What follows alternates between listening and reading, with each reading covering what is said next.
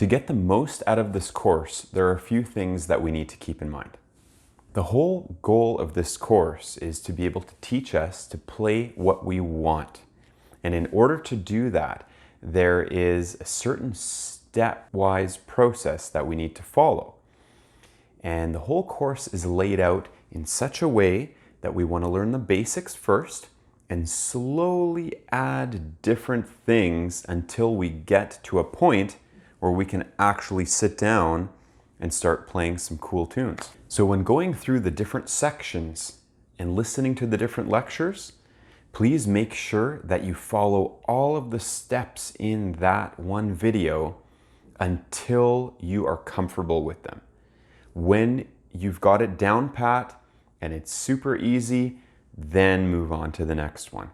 But try not to skip through all of the different videos as quickly as possible, because what you'll find is you'll start getting to some of the more advanced ones and you'll get lost because you didn't remember what we were talking about in the previous videos.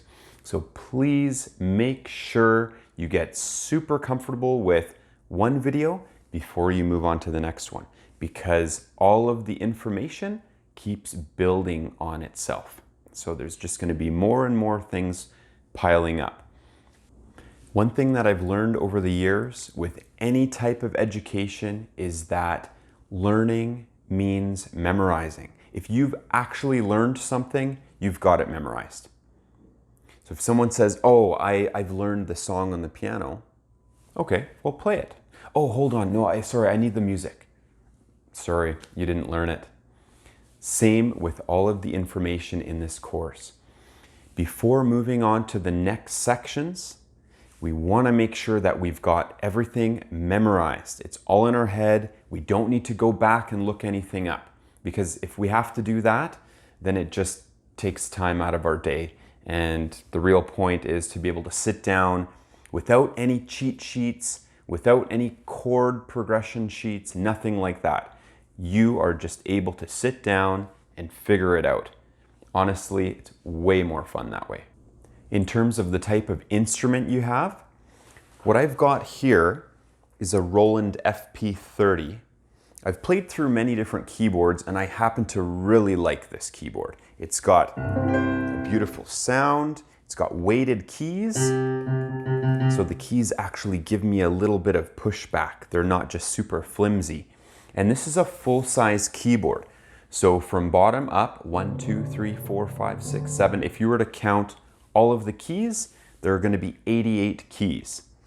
The midpoint is here. So if I count 44, I get to here. And then the 45th key starts here and goes all the way up. So the middle of my keyboard is right here. And I'm generally sitting at the middle of the keyboard. So depending on how large your keyboard is, you want to be sitting in the middle most of the time.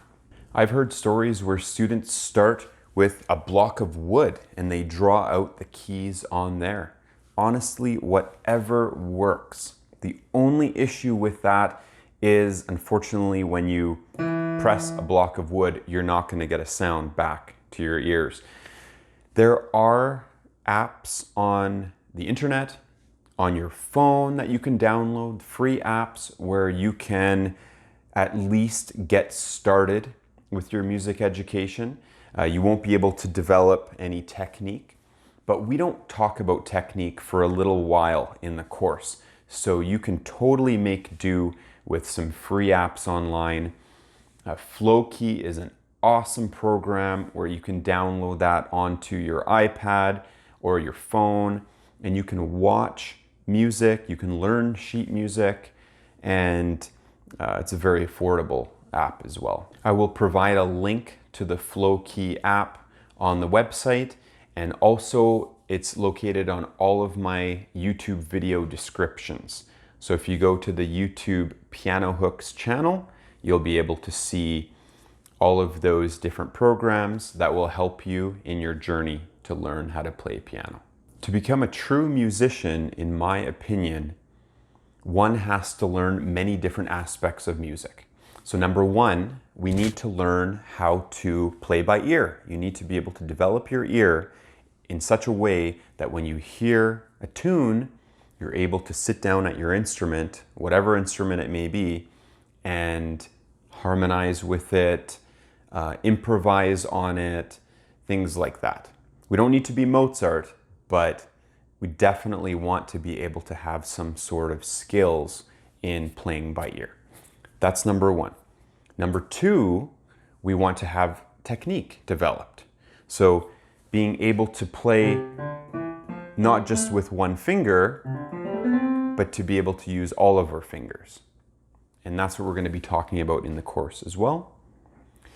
Thirdly, we want to be able to read notes, read sheet music. That is very important because there are pieces on the piano that are very, very difficult to listen to and play by ear. Like if we were to listen to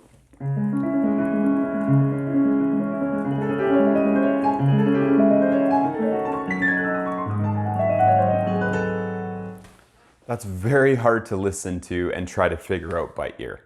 So it's great to be able to read sheet music because that's by Frédéric Chopin and he wrote the music for it. They didn't have any types of recording devices back then. That was hundreds of years ago.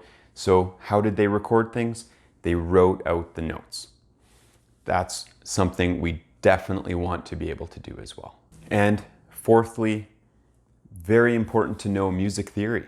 If you understand how music works, it's so much easier to be able to sit down at your instrument and just improvise.